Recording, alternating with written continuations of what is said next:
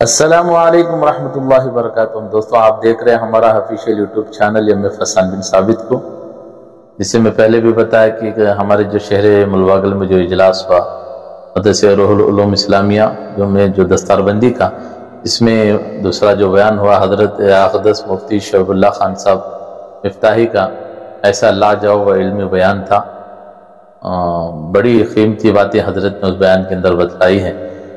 اس video کو میں نے خود جلسے میں بیٹھ کر ریکارڈ کیا ہے، لہذا آپ اس بیان کو سنیے اور آخر میں ہمارے چینل کو لائک اور شیئر کیجیے گا۔ اگر آپ نئے ہیں تو ہمارے چینل کو ضرور سبسکرائب کیجیے گا۔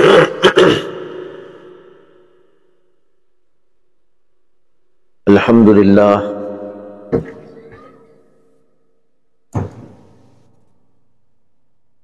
الحمدللہ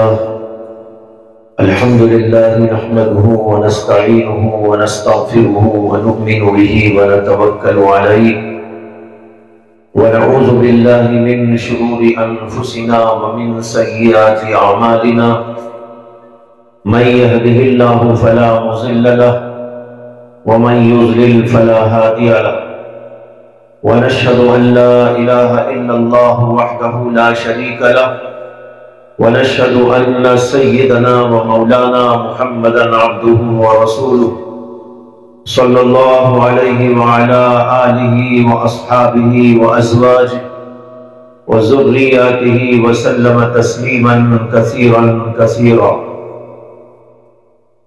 أما بعد، فأعوذ بالله من الشيطان الرجيم. بسم الله الرحمن الرحيم. إنا نحن نزلنا الذكر وإنا له لحافظون. وقال تبارك وتعالى: قل هل يستوي الذين يعلمون والذين لا يعلمون. صدق اللہ مولانا العظیم. حضرات علماء کرام، سامعین اعظام، بزرگوں، دوستوں اور بھائیوں، بہت دیر سے اجلاس چل رہا ہے اور حفاظ کرام کی دستار بندی ہو چکی۔ حضرات علماء کرام کے بیانات بھی آپ نے سن لیے۔ ابھی حضرت مولانا مفتی اسلم صاحب زی نمجدوم سے آپ نے خطاب سنا۔ بہت سی مفید ضرورت کی باتیں آپ حضرات کے سامنے آتی رہی، اور اس سے پہلے بھی آپ نے خطاب سنا، اور ان خطابات سے یہ بات روز روشن کی طرح واضح ہو گئی کہ ہماری زندگی کے اندر ضرورت اس بات کی ہے کہ ہم قرآن کو، قرآن کی تعلیمات کو، اس کے احکامات کو زندہ کریں۔ ایک ہے علم اور ایک ہے اس کے اوپر عمل۔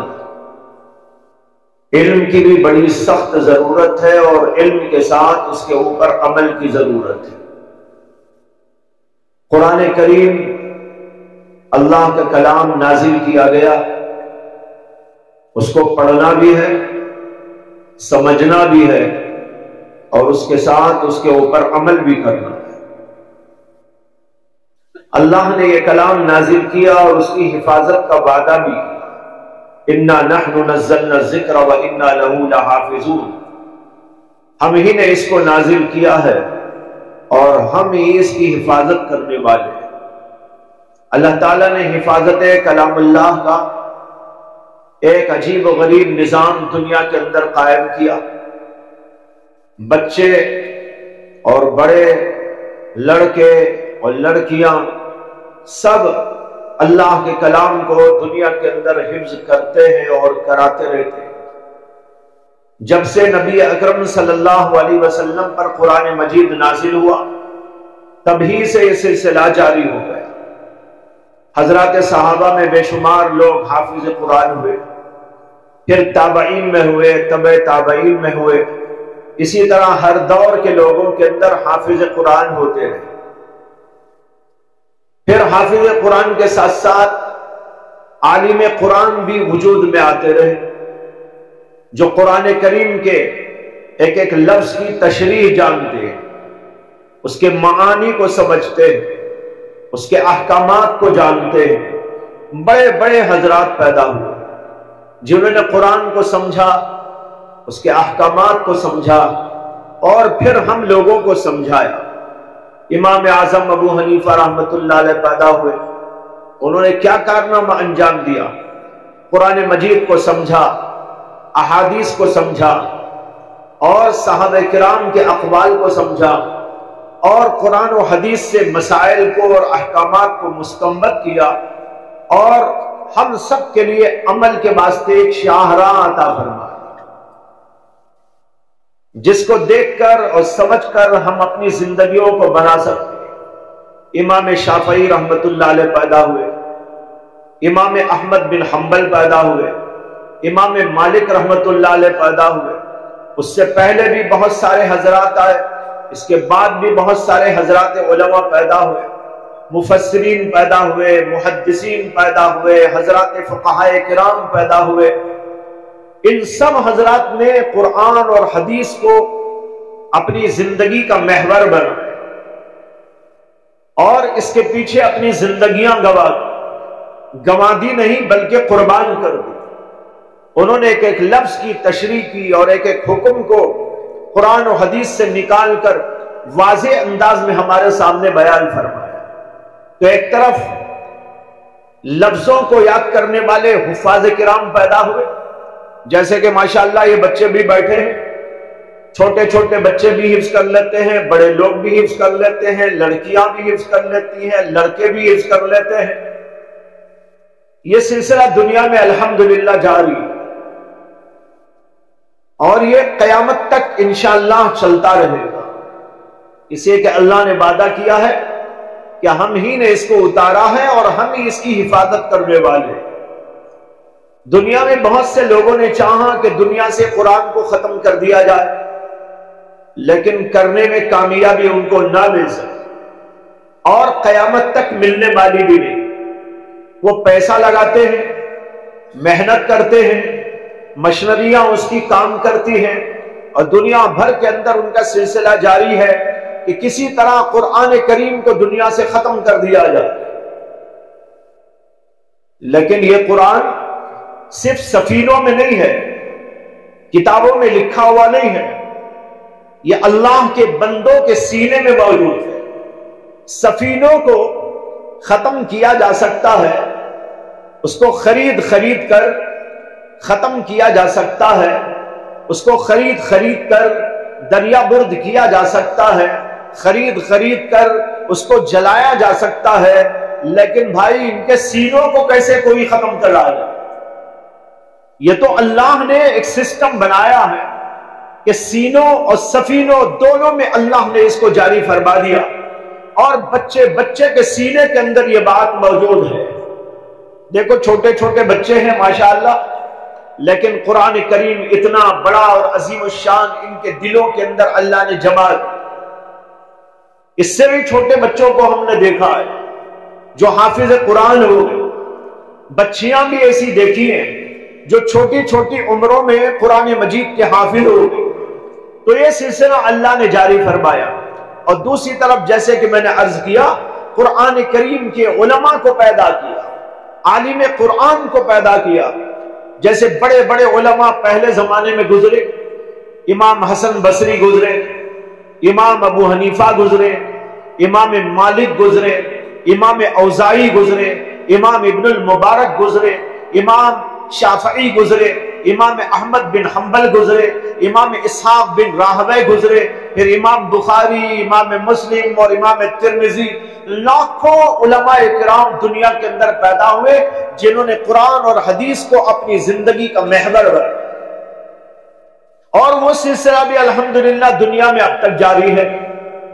علماء آج بھی پیدا ہو رہے ہیں، قرآن کو پڑھنے والے، قرآن کو پڑھانے والے، اس کے علوم کے اوپر دسترس رکھنے والے، اس کے علوم کے اوپر محنت مجاہدہ کرنے والے، احادیث کو جاننے والے، احادیث کی شرح کرنے والے اور ایک ایک حکم کو اس سے نکالنے والے اور دنیا والوں کو بتانے والے، الحمدللہ وہ سلسلہ بھی چلا اور وہ سلسلہ بھی آج تک جاری ہے۔ لیکن آپ غور کریں کہ یہ دونوں سلسلے جو دنیا میں جاری ہیں، حافظ قرآن کے بھی اور عالم قرآن کے بھی، یہ دونوں سلسلوں کا جو مرکز اس وقت دنیا کے اندر موجود ہے وہ آپ دیکھیں گے تو یہی مدارس اسلامیہ، اس کا سلسلہ کہیں اور نہیں ملے گا آپ کو۔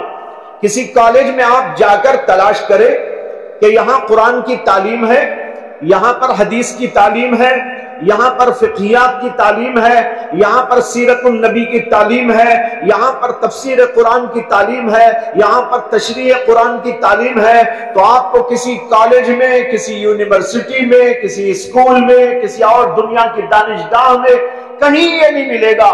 اگر آپ کو ملے گا تو یہ مدارس اسلامیہ کے اندر ملے گا۔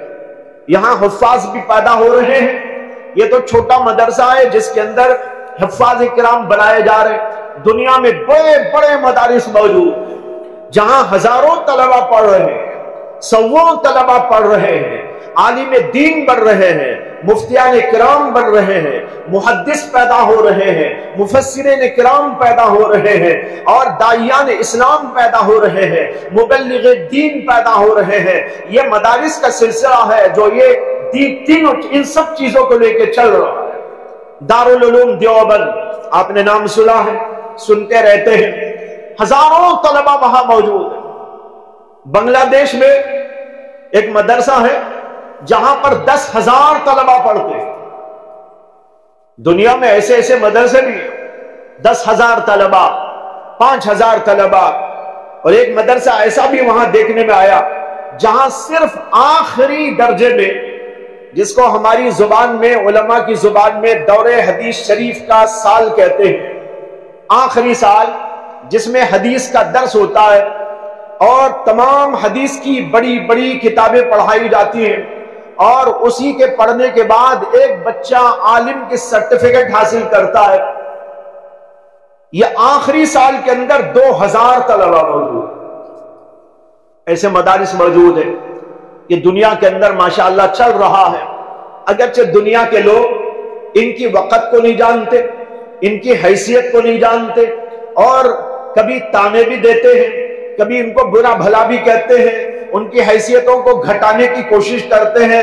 ارے طوطے کی طرح پڑھ لینے سے کیا فائدہ، عالم بن جانے سے کیا ہو جائے گا، یہ پڑھ لینے سے کیا ہو جائے گا، یہ انجینئر بنتا تو کتنا اچھا تھا، یہ ڈاکٹر بنتا تو کتنا اچھا تھا، یہ کہنے والے لوگ بھی موجود۔ حضرت حکیم الامت مولانا اشرف علی تھانوی رحمت اللہ علیہ، جو بڑے عظیم محدث اور فقی، بڑے عالم اور صوفی اور بزرگ گزرے، 1,000 کتابوں کے مصنف ہیں، 1,000 کتابیں انہوں نے لکھی، عربی میں بھی، فارسی میں بھی، اردو میں۔ انہوں نے ایک دفعہ بیان کیا تو بیان میں ایک انگریز بھی شامل تھا، وہ انگریزوں ہی کا دور تھا، تو ایک بہت بڑا انگریز اور بہت پڑھا لکھا انگریز، وہ بھی اس بیان کے اندر شامل تھا۔ بیان ختم ہونے کے بعد اس نے کہا کہ ظالم نے اس کو عالم بنایا ہے، اگر اس کو بیرسٹر بنا دیا جاتا تو پوری دنیا پہ چھا جاتا۔ لیکن حضرت نے اس کو سنا تو کہا وہ کہنے والا بڑا بے وقوف ہے جو کہہ رہا ہے کہ میں بیرسٹر بنتا، یہ ہم نے جو علم حاصل کیا وہ اس سے بھی زیادہ اعلیٰ و عرفہ، قرآن کا علم، حدیث کا علم، یہ علم تو دنیا کے تمام علوم پر فوقیت رکھتا ہے۔ بھائیو، اللہ نے دنیا میں 2 قسم کے علوم کا سلسلہ جاری کیا ہے، دونوں اپنی اپنی جگہ پر ضرورت کے ہیں۔ ایک دنیا کا علم جس کو آپ عصری علم کہتے ہیں، عصری تعلیم کہتے ہیں، جو اسکولوں میں ہے، کالجوں میں ہے، یونیورسٹیوں میں ہے، وہاں پر طلبہ جاتے ہیں، اسٹوڈنٹ جاتے ہیں، اور پڑھنے کے بعد کوئی ڈاکٹر بنتا ہے، کوئی انجینئر بنتا ہے، کوئی بیرسٹر بنتا ہے، اور کوئی کچھ بنتا ہے، کوئی پروفیسر بنتا ہے، کوئی سائنٹسٹ بنتا ہے، کوئی کسی چیز کا ایکسپرٹ بنتا ہے۔ یہ دنیا کے علوم، یہ دنیا کے علوم اپنی جگہ پر ضرورت کے ہیں، اللہ ہی نے دنیا میں اس سلسلے کو بھی جاری کیا ہے۔ اسی لیے دین اسلام یہ نہیں کہتا کہ آپ دنیا کا علم حاصل نہ کریں، کہیں قرآن میں نہیں آیا، کہیں احادیث کے اندر نہیں آیا کہ آپ دنیا کا علم حاصل نہ کریں، بلکہ ہمارے علماء نے لکھا ہے کہ مسلمانوں میں ڈاکٹر بننا یہ بھی فرض کفایہ ہے، انجینئر بننا یہ بھی فرض کفایہ ہے، اور علوم اور فنون کا ماہر بننا یہ بھی فرض کفایہ ہے کہ مسلمانوں کے اندر ڈاکٹرز بھی ہو، انجینئرز بھی ہو، بیرسٹر بھی ہو، پروفیسرز بھی ہو، لیکچرز بھی ہو، علوم و فنون کے ماہرین ہو، یہ سب بھی ضروری ہے۔ لیکن دیکھنا یہ ہے کہ ہم لوگ صرف دنیا کے پیچھے کیوں رہ گئے، دین کے علم کی کیوں ہمارے پاس وقت نہیں؟ قرآن نے یہ نہیں کہا کہ دنیا حاصل نہ کرو، دنیا کا علم حاصل نہ کرو، لیکن یہ ضرور کہا ہے، اور اس کے اوپر قرآن و حدیث کے بے شمار دلائل ہیں کہ آپ میں سے ہر ایک کو، بلکہ ہر مسلمان کو علم دین سے آراستہ پیراستہ ہونا ضروری ہے۔ تو دنیا کا علم ہے اپنی جگہ پر، اس کی فقط اس کی ضرورت اپنی جگہ پر، لیکن کوئی مسلمان قرآن کی تعلیم سے دور نہیں رہ سکتا، حدیث کی تعلیم سے دور نہیں رہ سکتا۔ مولانا نے ابھی آپ کے سامنے بیان کر کے اس بات کو واضح کیا کہ یہ مدارس کے جلسے اس لیے ہیں کہ ہم سمجھے، ہمارے دل و دماغ کے اندر یہ بات اچھی طرح آ جائے اور گھس جائے اور بس جائے اور رچ جائے کہ ہم کو دین سے وابستہ ہونا ہے، قرآن کریم سے ہم کو وابستہ ہونا ہے۔ ہم میں سے ہر آدمی قرآن پڑھنے والا بنے، حدیث کو جاننے والا بنے، اسی طرح دین کا علم اس کے پاس میں آ جائے، وہ سمجھتا ہو حق کیا ہے، باطل کیا ہے، عقیدہ کسے کہتے ہیں، ایمان کس چیز کا نام ہے۔ آج بھائیوں ایمان کے لالے پڑے ہوئے، بڑے فتنے ہم لوگوں کو گھیرے ہوئے، اسکولوں میں فتنے، کالجوں میں فتنے، یونیورسٹیوں کے اندر فتنے، بازاروں کے اندر فتنے، چلتے پھرتے اٹھتے بیٹھتے دیکھتے جاؤ، ہر جگہ پر فتنوں اور فتنوں کا دور نظر آ رہا ہے۔ یہ فتنے ہمارے عقیدوں کو پامال کرتے جا رہے ہیں، ہمارے عقیدوں پر اثر انداز ہوتے جا رہے ہیں، ہمارے اندر ایمان کی جو رمق ہونی چاہیے بلکہ مضبوطی ہونی چاہیے اس کے اندر یہ اثر انداز ہو رہے ہیں، اور ہمارے ایمان کو کمزور سے کمزور تر کرتے چلے جا رہے ہیں۔ ان فتنوں کا سدباب کیسے ہوگا؟ ان فتنوں کو جب ہم سمجھیں گے کیا فتنہ ہے، حق کیا ہے، باطل کیا ہے، تب ہم کو سمجھ میں آئے گا۔ لیکن آج ہم میں سے بیشتر لوگ وہ ہیں جو علم ہی حاصل کرنا نہیں چاہتے۔ علم وہ چیز ہے جس سے حق و باطل کی پہچان ہوتی ہے، علم وہ چیز ہے جس سے کہ مغز میں اور پوست میں فرق سمجھ میں آتا ہے، کالے اور گورے کا فرق سمجھ میں آتا ہے۔ اسی لیے قرآن و حدیث کے اندر علم دین حاصل کرنے کو فرض قرار دیا گیا ہے۔ حدیث ہے کہ نبی اکرم صلی اللہ علیہ وسلم نے فرمایا طلب العلم فریضۃ علی کل مسلم، ہر مسلمان کی ذمہ داری ہے کہ وہ علم دین کو طلب کرے اور اس کو حاصل کرے۔ اور علم دین میں کیا کیا ہے؟ علم دین میں سب سے پہلے تو عقائد ہے، عقیدہ، ایمان۔ ہمارا عقیدہ کیا ہونا چاہیے، ہمارا ایمان کیسا ہونا چاہیے، اللہ پر ایمان کا کیا مطلب ہے، رسولوں پر ایمان کا کیا مطلب ہے۔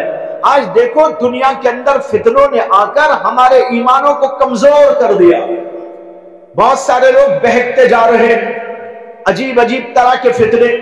ایک طرف یہ ہندوتوا، اس کی تحریک چل رہی ہے، لوگوں کو ایمان سے محروم کرنے کی تحریک، اور یہ نیو ایجوکیشن پالیسی لائی جا رہی ہے، اور اس کا جو انداز تعلیم کا، تربیت کا بنایا گیا ہے، تعلیم تو اچھی ہوگی لیکن تربیت ہوگی غیروں کے طریقے پر، تربیت ہوگی ان لوگوں کے اصولوں پر، تربیت ہوگی اس نہج پر جو وہ لوگ چاہتے ہیں۔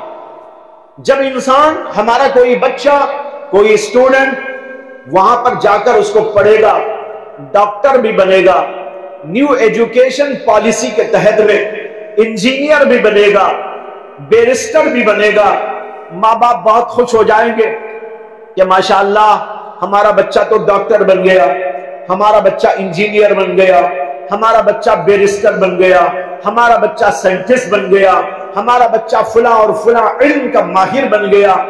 یہ خوش ہوتے رہیں گے، لیکن ان کو یہ نہیں سمجھ میں آئے گا کہ کہ جہاں یہ ڈاکٹر بن کر آیا ہے وہیں پر بے ایمان بن کر آیا، جہاں پر انجینئر تیار ہو کے آیا ہے وہیں پر اس کا ایمان خطرے میں پڑ چکا ہے، جہاں پر یہ سائنٹسٹ بن کے آیا ہے وہیں پر خدا پر اعتراض کرنے والا بن کے آیا ہے، جہاں پر یہ مختلف علوم و فنون کا ماہر بن کے آیا ہے وہیں پر وہ دین اسلام کے خلاف اپنے ذہن کو تیار کر کے آیا ہے، اس لیے کہ ان کی تربیت ایسی ہوگی، ان کا انداز ایسا ہوگا اور وہاں پر ماحول ایسا بنایا جائے گا جس سے وہاں پڑھنے کے بعد بچے انجینئر، ڈاکٹر، بیرسٹر سب بن جائیں گے، لیکن اسی کے ساتھ ساتھ دین سے محروم ہوتے چلے جائیں گے۔ انگریزوں نے اپنے زمانے میں یہی کیا تھا۔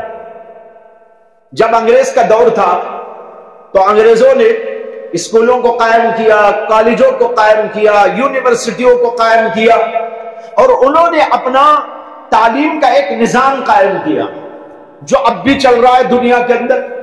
وہ جو تعلیم کا نظام انہوں نے قائم کیا تو اس تعلیم کے نظام میں صرف تعلیم نہیں تھی، تعلیم کے ساتھ ساتھ الحاد بھی تھا، تعلیم کے ساتھ ساتھ دہریت کو بھی داخل کیا گیا تھا، تعلیم کے ساتھ ساتھ دین اسلام سے بدزنی کا عنصر بھی اس کے اندر قائم کیا گیا تھا۔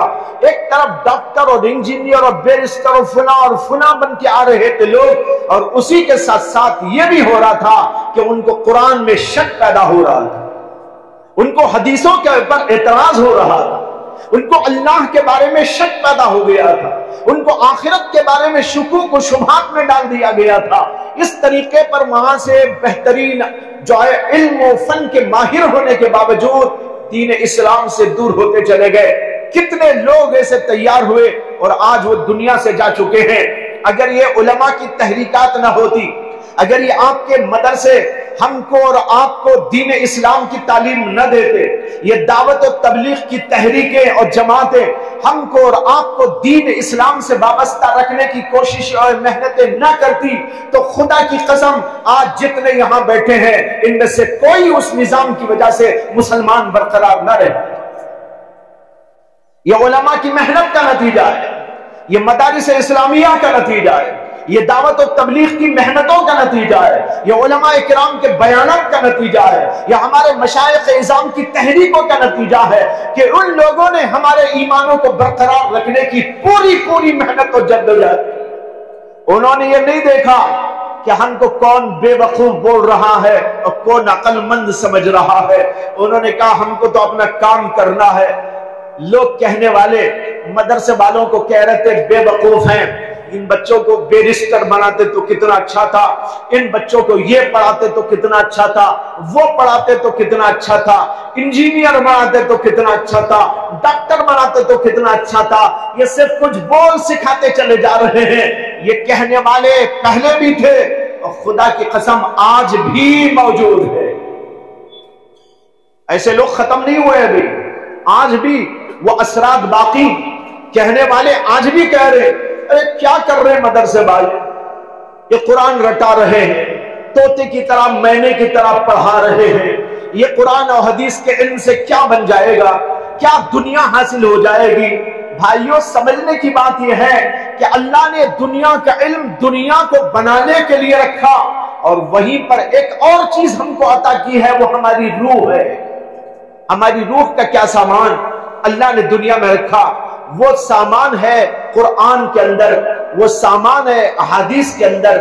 اس کے ذریعے ہمارا دل بنتا ہے، اس کے ذریعے ہماری روح بنتی ہے، ہماری روح کے اندر ترقی ہوتی ہے۔ اللہ نے ہم کو جیسے جسم عطا کیا ہے اسی طرح روح بھی عطا کی۔ یہاں بیٹھا ہوا کوئی اتنا بڑا مجمع ہے، کیا اس کا کوئی انکار کر سکتا ہے کہ اللہ نے ہمیں جہاں پر جسم عطا کیا وہیں پر روح بھی عطا کی ہے؟ دونوں دیا نا اللہ نے، جسم بھی عطا کیا، روح بھی عطا کی۔ اور روح اللہ نے آسمانوں سے بھیجی ہے، اور جسم کو اللہ نے مٹی سے بنایا ہے۔ آدم کا پتلا کہاں سے بنایا گیا؟ مٹی سے بنایا گیا تھا۔ وہی جسم ہم کو بھی ملا ہے، مٹی والا جسم ہے، اسی لیے مرنے کے بعد اس جسم کو لے جا کر مٹی کے حوالے کر دیا جاتا ہے۔ اور جب تک ہم اس دنیا میں زندہ رہتے ہیں تو اللہ نے ہمارے کھانے کا، پینے کا، رہنے کا، سہنے کا یہ سارا سسٹم اسی مٹی سے وابستہ کر دیا۔ غذا کہاں سے ملتی ہے آپ کو؟ مٹی سے ملتی ہے نا، مٹی ہی سے اگتا ہے، اناج بھی، غلہ بھی، پھل بھی، پھول بھی، سبزیاں بھی، ترکاریاں بھی، یہ سب مٹی سے نکل کے آتی ہیں۔ کہیں درخت ہیں، کہیں کھیت ہیں، اور اس سے اللہ ان سب چیزوں کو نکالتا ہے اور ہم کھاتے اور پیتے ہیں۔ یا ہمارے جسم کے بقا کے لیے اللہ نے دنیا میں ایک سسٹم جاری کیا۔ اسی طریقے پر پانی آتا ہے، پانی اگرچہ اوپر سے آتا ہے لیکن وہ بھی زمین ہی کے اندر رہتا ہے، ٹھہرتا ہے۔ ایسا نہیں کہ بھئی یوں ہی پکڑ کے پی لیتے ہو، وہ اوپر سے آنے کے بعد مٹی کے حوالے ہوتا ہے، پھر مٹی سے اللہ ہم کو عطا فرماتے ہیں، پانی بھی وہیں سے آتا ہے۔ تو ہمارے بقا کے ذرائع اللہ نے مٹی سے وابستہ کر دیے، اس لیے کہ جسم مٹی کا، مٹی میں ملنے والا، اس لیے کھانا مٹی کا، پینا مٹی کا، اور اسی طرح ساری چیزیں مٹی سے وابستہ کر کے رکھ دی۔ ہمارا مکان مٹی کا، مٹی ہی کے مکان میں دنیا کے اندر انسان مٹی پہ جیتا ہے۔ لیکن بھائیو، روح کو اللہ نے آسمانوں سے بھیج کر ہمارے اندر ڈالا، اور جب روح آسمانوں سے اللہ نے بھیجی تو اس کے برقرار رکھنے کے لیے اور اس کو صحت مند رکھنے کے لیے اور اسی طرح اس کو پروان چڑھانے کے لیے اس کے تحفظ و بقا کے جتنے ذرائع ہیں وہ بھی اللہ نے آسمانوں سے نازل فرمائے۔ حضرات انبیاء کرام کو بھیجا، اپنے کلام پاک کو بھیجا، وحی الہی کو نازل فرمایا۔ جبریل آتے تھے تو اوپر سے آتے تھے، آسمانوں سے لے کر اللہ کا کلام نازل ہوتے تھے۔ حضرات انبیاء کرام علیہ السلام کو بھیج کر ان کے قلب کے اندر ان علوم کو داخل فرمایا، اور پھر وہ علوم ہمارے لیے، آپ کے لیے اجاگر کیے گئے کہ جیسے تم جینا چاہتے ہو، تمہارے جسم کو برقرار رکھنا چاہتے ہو، تو تمہیں کھانے کی ضرورت ہے، تمہیں پینے کی ضرورت ہے، اور تمہیں اور چیزوں کی ضرورت ہے۔ ان سب چیزوں کو تمہیں استعمال کرتے رہنا ہے، تب تمہارا جسم برقرار رہے گا۔ اسی طرح اگر تمہاری روح کو تمہیں زندہ رکھنا ہے تو قرآن کو پڑھنا ہوگا، وحی الہی سے تمہارا رشتہ قائم کرنا ہو، احادیث پاک کو پڑھنا ہوگا، اس علم کو حاصل کرنا ہوگا، اس کے اندر جو چیزیں بتائی گئی ہیں ان کو حاصل کرنا ہوگا۔ جب تم ان چیزوں کو حاصل کرو گے تو تمہاری روح بھی زندہ رہے گی۔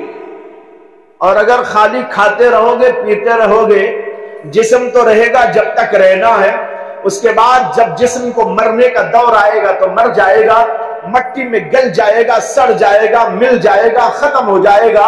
لیکن بھائی ہماری روح کو کوئی ترقی نہ ہونے کی وجہ سے روح بھی یوں ہی مردہ ہو کے پڑی رہے گی۔ لیکن جو لوگ اس دنیا میں اپنے دنیاوی کھانے پینے کے ساتھ قرآن کی تعلیم حاصل کرتے ہیں، احادیث کا درس لیا کرتے ہیں، علم دین سے اپنے آپ کو وابستہ کرتے ہیں، ایمان اپنے اندر پیدا کر لیتے ہیں، تقوی و طہارت کی زندگی گزارتے ہیں، اللہ کے احکام پر جیتے اور مرتے ہیں، تو جب وہ مرتے ہیں تو جسم مر جاتا ہے، روح ان کی زندہ رہے،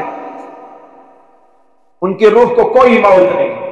اللہ نے قرآن میں فرمایا أَوَمَنْ كَانَ مَيْتًا فَأَحْيَيْنَاهُ وَجَعَلْنَا لَهُ نُورًا يَمْشِي بِهِ فِي النَّاسِ كَمَنْ مَثَلُهُ فِي الظُّلُمَاتِ لَيْسَ بِخَارِجٍ مِنْهَا۔ اللہ کہتے ہیں کیا وہ آدمی جو پہلے مردہ تھا، علماء لکھتے ہیں مردہ سے مراد جاہل ہے، اور مردہ سے مراد کافر ہے۔ بے ایمان کو اللہ نے کہا وہ مردہ، اور جو قرآن و حدیث اور دین کے علم سے بالکل دور اور عاری و خالی، اللہ نے اس کو کہا یہ مردہ ہے۔ اومن کان میتا، جو آدمی پہلے مردہ تھا، جاہل تھا، اناڑی تھا، قرآن و حدیث سے دور تھا اور کافر تھا، وہ آدمی فاحییناہ، پھر ہم نے اس کو زندگی عطا کری۔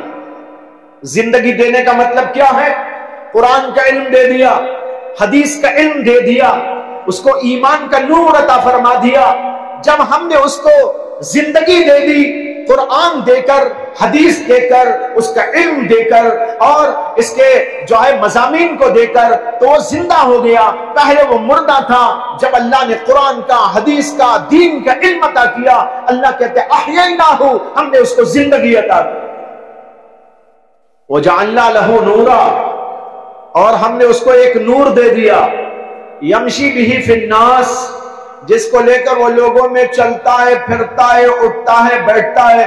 جیسے ان بچوں کو اللہ نے نور دے دیا، علماء کرام کو اللہ نے نور دے دیا، یہ علم کا نور ہے، یہ وحی الہی کا نور ہے، یہ محمد صلی اللہ علیہ وسلم کے علوم کا نور ہے۔ اللہ نے جن کو یہ علم دے دیا، نور دے دیا، وَجَعَلْنَا لَهُ نُورًا يَمْشِي بِهِ فِي النَّاسِ، اس نور کو لے کر وہ لوگوں کے درمیان میں چلتے اور پھرتے اور اٹھتے اور بیٹھتے رہتے۔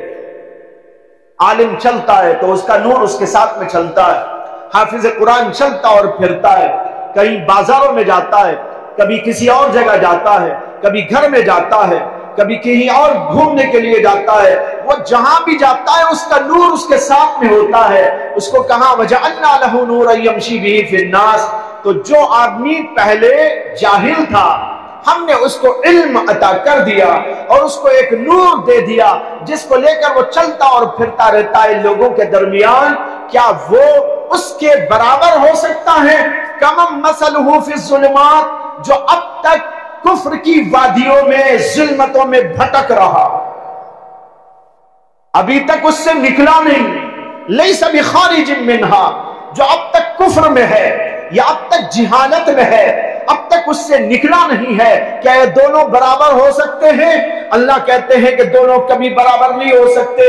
جس کو اللہ نے علم دے دیا، جس کو اللہ نے حیات روحانی عطا فرما دی، جس کو اللہ علم دے دیتے ہیں اور اس کے اوپر وہ عمل کی توفیق لے لیتا ہے، تو پھر تو سمجھو کہ وہ ہمیشہ ہمیشہ کی زندگی پا لیتا ہے۔